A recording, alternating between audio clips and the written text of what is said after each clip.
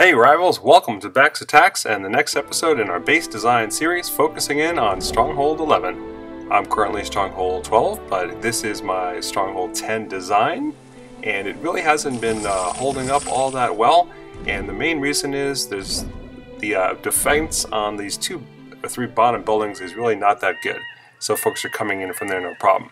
For Stronghold 11, we will add these three walls, and then for Stronghold 12, we get three new walls, the arrow launcher, and a troop portal. So let's begin by looking at considering what base design styles we want to cover, and then look at some example bases. Now, a key point is that since we're only adding three walls for Stronghold 11, all of our Stronghold 10 designs are still actually pretty good. The 4-box design, the peanuts and walnuts. So I encourage you to take a look back at the last episode, the Stronghold 10 base design, for some good designs there you can check out. Alright, also one of the new things that you can start to do well with Stronghold 11 is to have an exterior ring of defenses that are anti-air. Your Skywatchers and Watchtowers, and that's an anti-funneling design encouraging the troops to go around the base. We're going to take a look at that one in some detail. There are a few other styles that you can try starting at a Stronghold 11, but they're much more popular at 12 and 13 or higher. And it's really, you just don't quite have the defenses or the walls in order to do them well.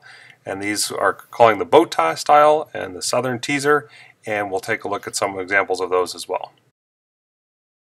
So here's an example of the bow tie design, and that's called just kind of general shape of the core, which is an hourglass or a bow tie shape, and then you have these wings off to the sides of extra walls to discourage attackers to coming in from either side, and encouraging them to come in from the top or bottom.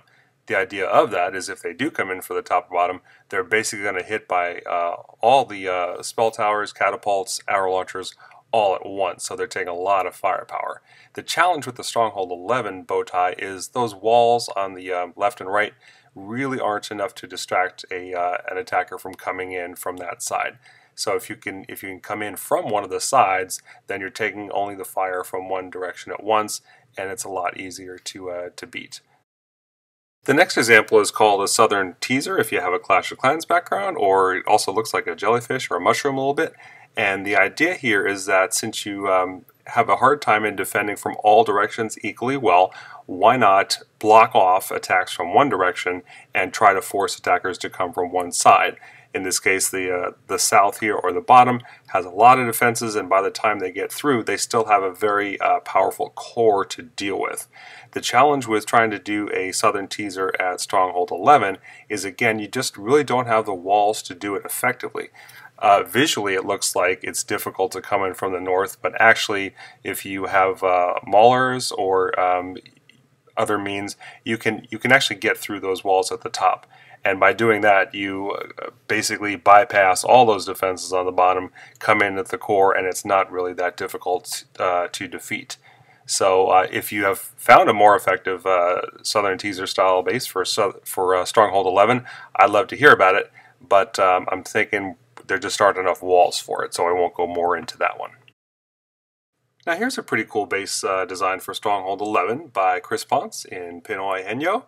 And what I like about this is that it tries to get a complete double ring around the stronghold, and also it's got extra compartments for the Skywatcher and for that crippling poison tower, and so it's difficult to get the troops to get them to go into the core where you want. Instead, they're going to tend to circle around the base. And at Stronghold 11, you can't really complete the outer wall, and so there's some gaps in there. But that just kind of forces the attacker where they have to come in from. Now the challenge here is that in order to have enough walls to get this nearly double layer, you need a very compact core. And so he's got that small peanut core, the small hourglass design, where there's only two defenses on the Primus conduit. So if you prefer 4 on your Primus conduit, as I do, you're probably going to avoid this space. But it really it's a nice and compact design, and it does try to keep the troops from funneling into the core. Alright, let's shift gears to the exterior ring, which is a increasingly popular design at higher stronghold levels. The idea here is that you put a number of defenses that are anti-air, the Skywatcher and the Watchtower, on the outside of the core. And in order to get into the core, they have to fight through those. And what troops tend to do, if you're not careful, is they will simply circle around the base rather than try to fight through those double thick layers of walls into the core. And with the anti-air right on the outside there are no free buildings at all if this is done well. And so it's really hard to snipe any mana with the dragon, and it's hard for the troops to get into the middle of the core. So this is something I think I'd like to try out for Stronghold 11, so I'll be building my own shot at this. But this first example is a good one by player pair 4IK. And here's a second exterior ring anti-air design by the Strong Clan Hoplite Phalanx. It's the same thing, it's just that the direction is north-south, but you can see the Skywatchers and the Watchtowers along the outer ring of the building, and it's designed to get the troops around instead of into the core and to shoot down the dragons from any sniping. The roost and the barracks there are hard to protect completely, so you may be able to get a free building there, but I think that's the only thing I can see on this particular base. Then on the inside he's got a nice triangle of spell towers all guarding the stronghold. Got all the troop portals on the inside, so he's not giving anything away. And then on the Primus conduit there's 2 catapults, arrow launcher, as well as a spell tower. And those long-range units can really do some damage against troops on the south. And up top, likewise, you've got the freeze fire and a bunker to dissuade attacks from up there. So a very nice design. Let me point out one difference between these two bases. The second one that I showed has 7 different anti-air units on the outside. The first one has 6, so the second one does a better job at blocking the sniping. However, the first one brings one of the anti-air units into the base and helps prevent breaking or killing the stronghold by a dragon snipe. So I kind of like that. So let's take the time to design our own base for Stronghold 11 here. We'll be adding in these 3 walls. So we'll head into the editor, start moving things around, and we're going to use that anti-funneling design with the exterior ring with a few twists compared to the other ones. And here's my completed design.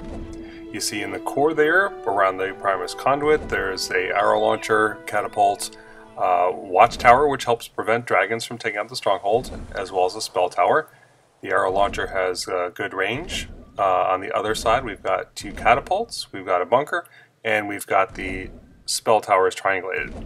On the outside, here are the anti-air units spread around the base.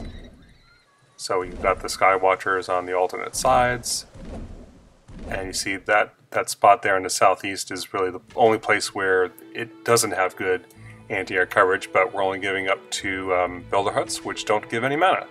So we're giving up very little, if any, mana. I don't see any good spots to snipe with it. And we have the gold separated out far away.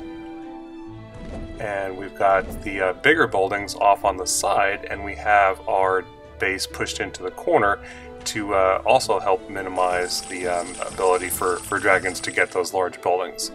So I'm curious to see how this design does in practice. I'm eager to try it out. And I didn't have to wait long to see it on defense. Even with all those defenses upgrading, we did have 2 victories on defense out of about 10 or so that's pretty good. There are 2 very similar ones. I will show you the higher level attack, see how that went. And it really kind of, the base did exactly what it was designed to do here. He tried to snipe the troop portal up here, and although he was able to take it out, his dragon took a lot of damage from the watchtower. Flies across the base, gets hit as well, and then there's not a good landing spot, and the Skywatcher takes that out.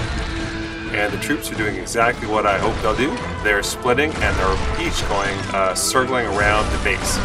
They're getting hit by the spell towers and other defenses on the way. A couple are trying to get in, and that high-level flame bolt tower is doing a job on them. And when they come around here on this side, they're going to start getting hit by the insanity tower. So they start beating on themselves, even better. At this point I thought that maybe they would break through and be able to take it out. And they get through the walls. And the combination of the watchtower and the flame bolt tower left are actually enough to knock them out there. I think that's about level 31 or so flame bolt tower, so it's doing some damage. It's real close at the end here. Those soldiers almost are able to do it. The watchtower just has little hit points left, and he's able to defend it. So the base is doing what I would hope it would do. Let me know what you think, or whatever designs you have for Stronghold 11. If you'd like me to take a look at your base for an upcoming base review video, leave a comment here below. Thanks for watching.